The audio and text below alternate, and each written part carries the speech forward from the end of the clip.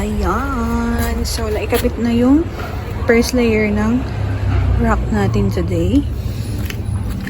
At yung chinichismis ko kahapon na magbo-bloom. Ayan, nag-bloom na. Ang ganda oh. Diba? Para talagang egg yolk. Eto, pa-bloom pa lang. At saka ang maganda dyan is rich sila sa tawag dito, yung flower, ano ang tawag dito? Yan yung kulay dilaw. Yung sa gitna, pollen. Rich sila sa pollen. So, ito kaka-open pa lang. Tingnan nyo ang liit ng flower nila.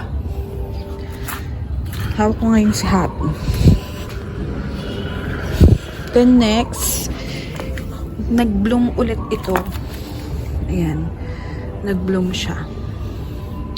So, pwede tayo mag-pollinate kay star shape tsaka kay V-type ng Astrophytum. At yun, nag-open siya ulit. Ayan.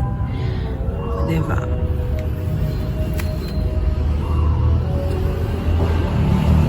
So, pwede tayo mag-cross-pollinate again. Yung ating Varna, pag gano'n hindi nagpo-focus, yung ating Varna Astrophytum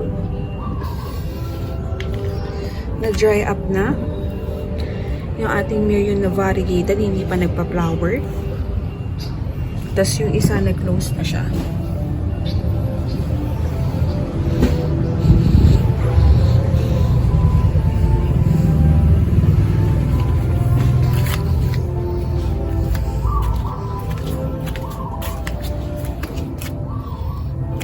Ang ganda nung ano niya, yung kanyang yung flower niya, rich in pollen.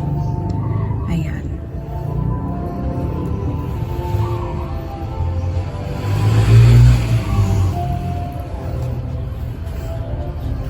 So, yun lang ang aking chismis.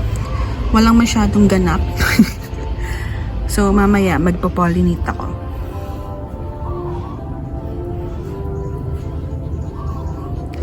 So, thank you for watching at Everything Nice at Mitch, Succulent Love. This is your nurse Plantita saying, God bless po at laging mag-ingat.